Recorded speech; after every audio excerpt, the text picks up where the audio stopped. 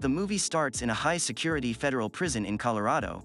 An inmate named Ray Breslin is approached by a fellow inmate who warns him about someone named Jax. According to him, Jax is about to start a fight with Ray. The next day, like the inmate had said, Jax attacks Ray but is soon overpowered by him. Ray wins the fight, but because of the commotion, the prison guards put him into the isolation area of the prison. It is a high-security area that only the dangerous inmates are brought into. Ray is then put into a tiny room with no windows and only a toilet. He is also watched upon at all times through a security camera.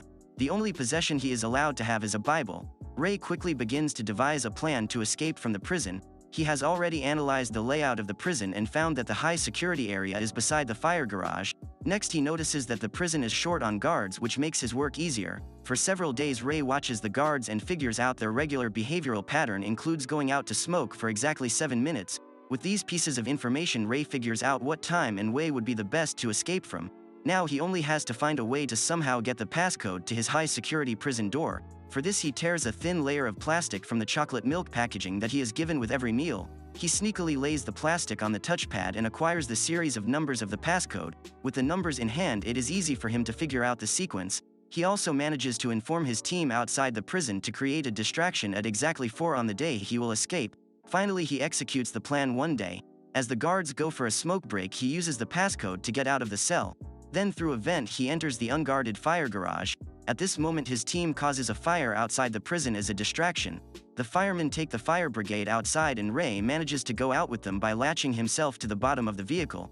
After finally getting out of the prison, Ray drives away with his teammates, Abigail and Hush. They leave him by the side of a telephone booth where the police eventually find and arrest him. However, before they can take Ray back to the prison, a man named Lester Clark arrives at the scene and talks to the guards to let Ray go. In the following scene, we see Lester and Ray talk to the prison head. It is finally revealed that Ray is actually the founder of a security firm called Breslin Clark that tests the security measures of prisons. He is not a criminal but a businessman who goes to several prisons as an inmate to check if they are escape-proof. Over the years, he has garnered a reputation as the man who can escape any prison.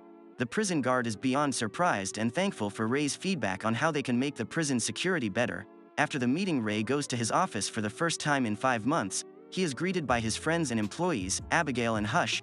His business partner Lester has scheduled a meeting with CIA operative Jessica Miller. She wants Ray to test a new top-secret prison for disappeared persons on the condition that Ray and his team cannot know the prison's true location. She offers him millions of dollars for the deal, but Ray is skeptical of the idea.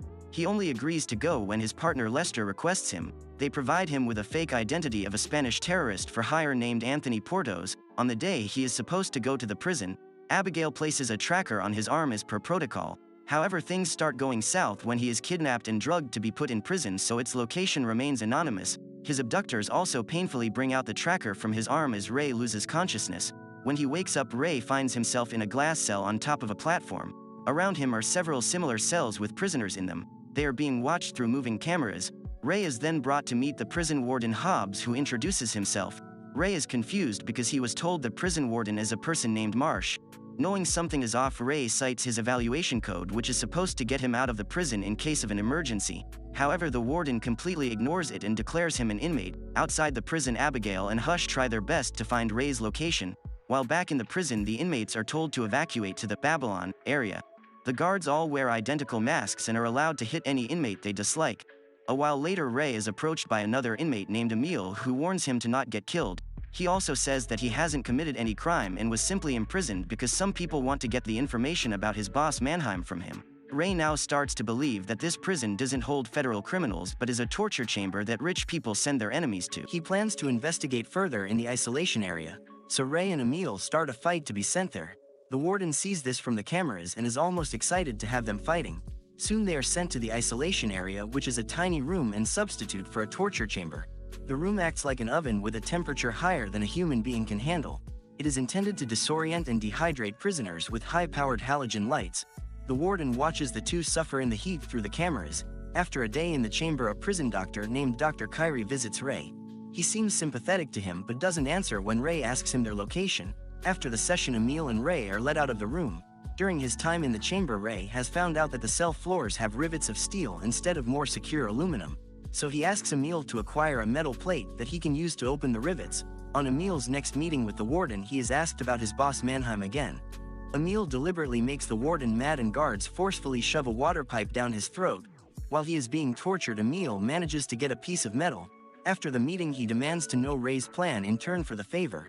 Ray reveals that he has been analyzing the structure of the prison and has come to a conclusion that the place is underground. So if he gets the bolts out and makes his way upward, he might be able to reach the surface. After hearing his plan, Emil believes that Ray can help him escape. They quickly execute the plan and start a fight to be sent back to the isolation chamber. There, Ray begins to open the rivet while hiding from the camera. After he is done, he bangs the chamber to signal Emil to distract the guards again. Emil starts to scream, making everyone look at him, while Ray blocks his camera with a paper ball he had in his mouth. He finally gets into the vent and makes his way outside. On his way, he accidentally breaks a pipe, making the chamber fill with water. When Ray finally gets outside, he is surprised to see that the prison is in a massive cargo ship in the middle of the ocean. He quickly goes back in before anyone can see him. The water leak causes the isolation chambers to flood, which distracts the guards and makes it easy for him to get back without being caught. In the following scene, we see Ray's friends Abigail and Hush talk to Lester about Ray's disappearance. They see that the check Ray had been provided for his work has bounced. Moreover, the woman who offered Ray the job is out of contact. They ask Lester to run a search, but the man dismisses them, claiming that Ray is doing his job. After the two leave, we see Lester calling the prison warden and asking him to keep Ray in the prison for the rest of his life. It turns out that Lester wants to have the company to himself and be its sole owner. So he had set up the fake deal to get Ray to the prison and keep him there forever. However, Abigail and Hush do not give up and keep looking for Ray. Hush finds out about an illegal private-owned prison named the Tomb that people put their enemies in. It is in fact the prison that Ray is in, but Hush doesn't find the prison's location. Back in the prison, Ray and Emil start to analyze the guards' routine, which is difficult for them because the guards all wear identical masks. They do it for several days and figure out some important details about their schedule. Now they have to figure out what part of the world they are in so they can devise an escape plan. For this, Ray tries to ask the prison doctor for help, but he refuses to do so. Hence, instead he sneaks out a cardboard paper to use it as a makeshift sextant and determine the ship's latitude. However, they will have to be on the top of the deck to make the sextant work. So Ray and Emil ask a Muslim inmate, Javed Afridi, to help them with the plan. Later, Javed offers to be the warden's spy. In turn, he asks the warden to let him pray to Allah in the open air. Not knowing his true intentions, the warden agrees and lets him go outside. Afridi then uses the sextant and figures out the latitude of the ship. Using this information, Ray deduces that they are in the Atlantic Ocean near Morocco. He and Emil are still not sure about the location, but they have to think of a plan soon. Emil says that he has a friend in Morocco who owes him big time. If they somehow get a message to him, he and his group will surely come to save them. Ray again meets the prison doctor and persuades him to help them. Later at night, the doctor sends Emil's friend an email, giving him their location. It is finally the day they execute the plan. At first, Afridi gives the warden fake information about a riot about to happen in Block A. The warden sends all his guards to the block, leaving the Babylon area with only 2 of them. Ray sees the right time and starts a riot in the Babylon area. Soon everyone starts fighting in the place, and Ray, Emil, and Afridi take the opportunity to run to the top of the deck. The warden notices this and initiates a lockdown in the cargo. Before the 3 can reach the top, the doors are shut because of the lockdown. At the same time, Emil's men also arrive in their helicopters to save them. But inside the ship, the guards and the group get into a shootout. Afridi gets shot in the process and cannot move anymore. Ray quickly thinks of a plan and asks Emil to stay with Afridi while he goes to the control room and cuts the power. This way the doors to the top of the deck can reopen. After he leaves, Afridi asks Emil to leave without him because he is too injured to make it out alive. Emil reluctantly does what the man says. Sometime later, the guards get to Afridi and kill him, but at the same time Ray manages to shut the power down, helping Emil get on top of the deck. Emil runs to the helicopter, which is being shot by the guards. Soon he and his friends retaliate while waiting for Ray to come out. Ray, however, is stuck inside the ship in a tank. The guards are looking for him everywhere, so instead of getting out, he flushes himself into the sea. Emil's helicopter takes off and he sees Ray struggling in the water. To help him, he throws the helicopter's ladder below. Ray latches onto the ladder and fires at the oil tanks on the ship.